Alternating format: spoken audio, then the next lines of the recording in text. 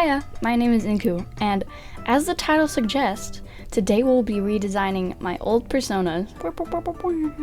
Despite how flawlessly I've been editing and creating these videos the last couple months, if you're new here, I actually haven't always done art videos. I did gotcha. On June 5th, 2021, I uploaded my first YouTube video featuring my first persona on this channel, named Enemy of the Ink version 2. And slowly over the next year or so, I kept changing my persona.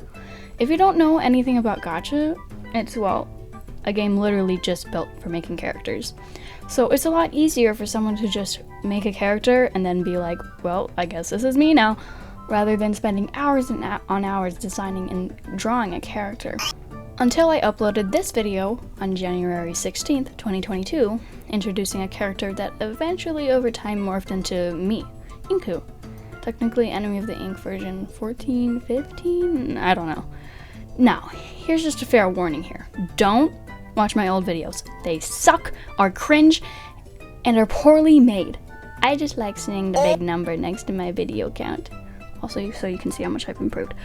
Now, 15 characters is a lot to pick from, but when I started this video, I already had a general idea for which ones I wanted to do. So, if you want a part 2 of this or have any other video suggestions, let me know in the comments. Now, let's get started. Enemy of the Ink version 2.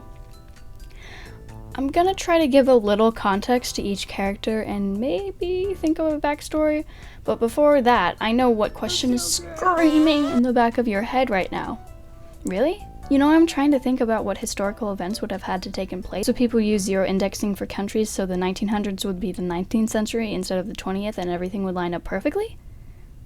What? No, that's really oddly specific.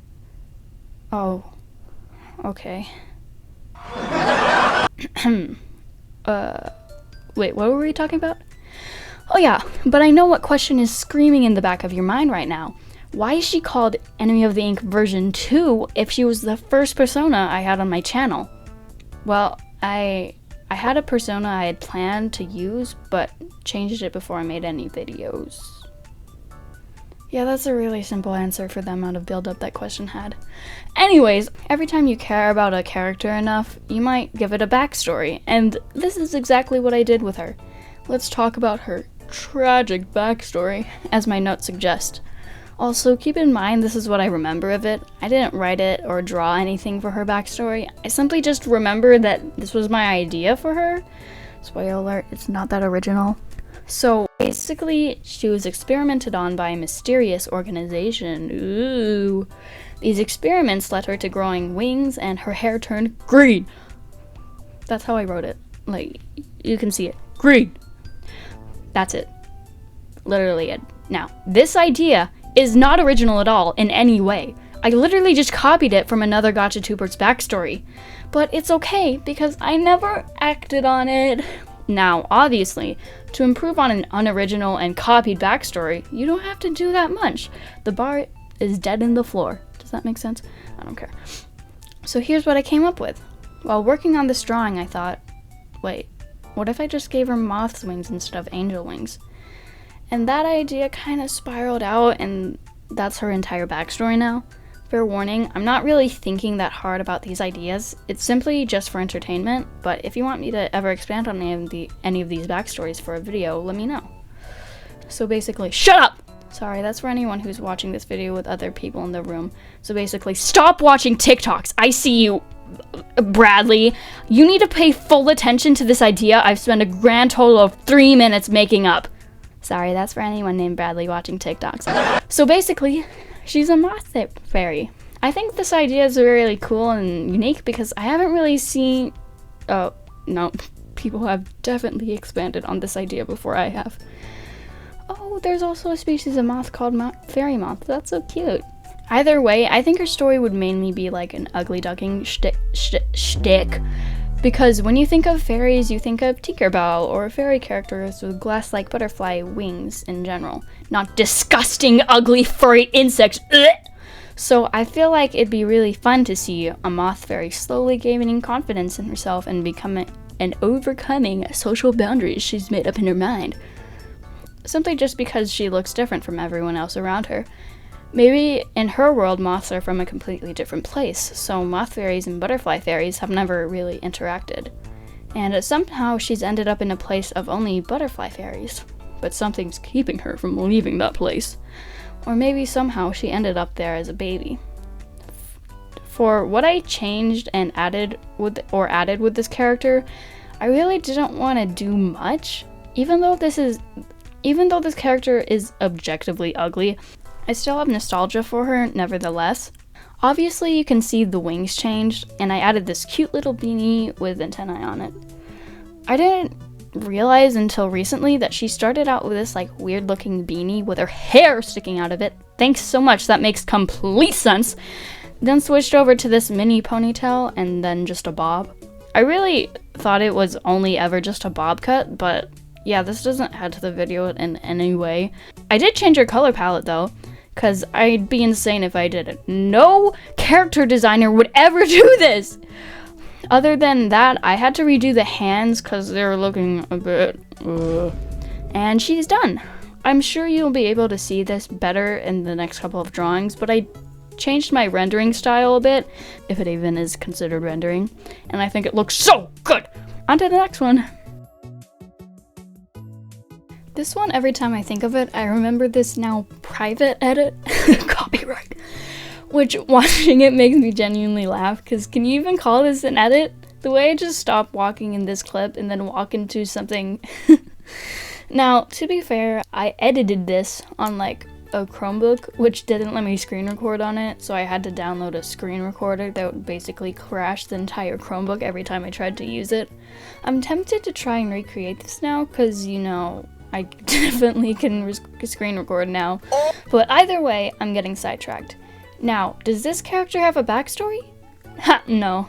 I guess I never cared about her enough to give her one, or I did think of one, it just was so horrendously bad my mind wiped it, never to be thought again. Still, I do want to try thinking up one, because what else is there to talk about? How hard it was to draw these stupid wings that the line art took like 30 minutes? No. So, for her backstory, obviously, if you look at the original character, it definitely looks like she's wearing a school uniform of some sort. I had a bit of a face. So, obviously, she's probably in like high school or something. But, wait. Why does she have wings and this crown? I don't want to get rid of these things because it's kind of the only two things that make her remotely unique in any way. Well, because she has wings, I thought, oh, she could be an angel. Which, looking back, good job, gold stars. Angel wings equal maybe an angel? What? Maybe as an angel she haunts something. I don't know if an angel haunting makes sense. I think it's generally assumed angels are gonna always be in heaven of some sort. But I think it's exactly that would make this story unique. Maybe a lot of her story is trying to figure out why she's an angel but not in heaven. But you know, when you want a character to haunt something, you kind of have to have an idea on, well, what they're gonna haunt. I was kind of stumped on it for a while. I forgotten to mention, for some reason I kept feeling like an art theme forming with this character. Foreshadowing, if that makes any sense. I don't really like the idea of her haunting an entire school. I think the appeal of the whole haunting concept is that you can never leave it, obviously. But I feel like the bigger area someone is supposed to haunt, the less torture it feels, which makes it feels like there's less of a point. Someone haunting maybe an office room or a small closet seems less fun than a mansion, theme park, etc. I don't know if this makes any sense. But because I implanted in my mind that she was connected to art in some way and that she's also probably would haunt us in a school setting, Wait, no, before I reveal, just guess. You don't even have to say it out loud. I mean, if you were in a public environment, it'd be kind of weird to just randomly say art room. Dang it, I just revealed it. It was totally unobvious. An art theme in a school setting? No way would anyone guess an art room. Jokes aside, now that I know what room she's haunting, I guess a large portion of her story would be how she died to haunt an art room. What I came up with is, since the original she has this like splotch of green in her hair, what if she accidentally spilled some paint with toxic chemicals on herself, making her Taco Bell sound effect. Oh wait, I wasn't supposed to read that. But yeah, I think out of all of them, this is the one I changed the least. You can tell. I do love how the colors came out though. Again, if you have any ideas to expand on their backstory, let me know. Okay, this character doesn't fit your aesthetic at all. Why was this your persona for like 3 seconds? That sounds so weird. I wasn't emo, I swear.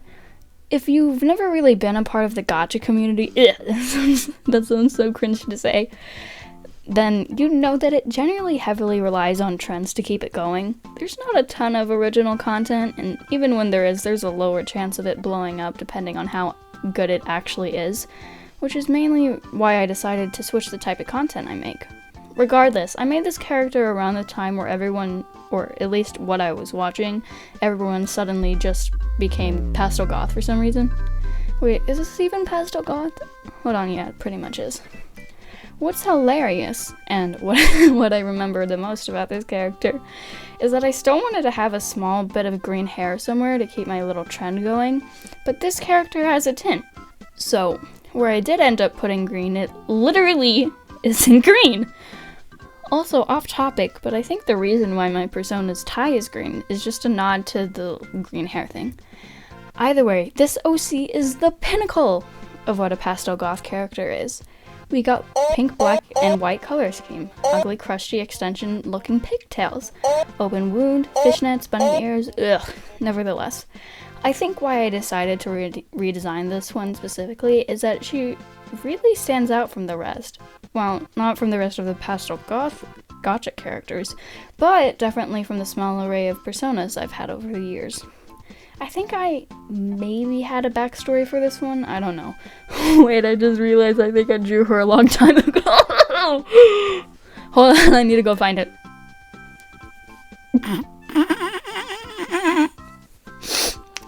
I'm not farting, I swear. Yeah, I definitely have improved. Speaking of improving, let's talk about the sponsor of today's video. Just kidding. What I improved on this design. I mentioned earlier, I really don't like the hair, and I still don't. I don't really like the harsh black and white, but since I was planning on making black an accent color anyways, I gave her a half and half, like, color split hair. I don't know what I call it. White and black. I did change her hair from pigtails. I did change her hair from pigtails to very swoopy shoulder length hair, as well as another color that wasn't in the design that I just kind of totally added was actually green, but not literally icky orange yellow, like actual pastel green. I thought that'd make the design a little bit more unique and differ a bit more from the original. Now, something I put all over the design was this spiky little bow that can actually be found on the original's pigtails since I got rid of them. There's other things you can clearly see I added, but I want to talk about one I did specifically, because it's what helped me come up with her backstory idea. Are you serious? These little clothing patches. Stop! These little clothing patches. Now, what if I told you her backstory is that what if she's a haunted doll from the 2000s? I don't know if this OC fits the 2000s, but whatever, it's my character design. I mean, I guess if she was a doll, there's no way this pose is realistic. No fashion doll has that good of articulation. So, let's just say she got more articulation when she became haunted. My idea is that she's one of 5 other fashion dolls in her brand that are based off different types of animals, her being a bunny. Sadly, her fashion doll brand stayed unpopular and eventually became discontinued. For some mysterious reason, she became haunted and came to life. But she was the only one that got haunted. So her story begins with her trying to figure out how to haunt the other 4 dolls from her brand so she won't be alone anymore. I know there's a kind of a big plot hole in this idea, but I made it up on the spot, okay? Either way, I loved how these designs came out for the video. My favorite is definitely the bunny girl, because she just looks so cute. And I love how the coloring came out. I feel like I've improved a lot since my first video, and I'm excited to make more. And as always, thank you for watching, and if you have any name or video suggestions, or just anything you'd like to recommend me in general, let me know. Goodbye.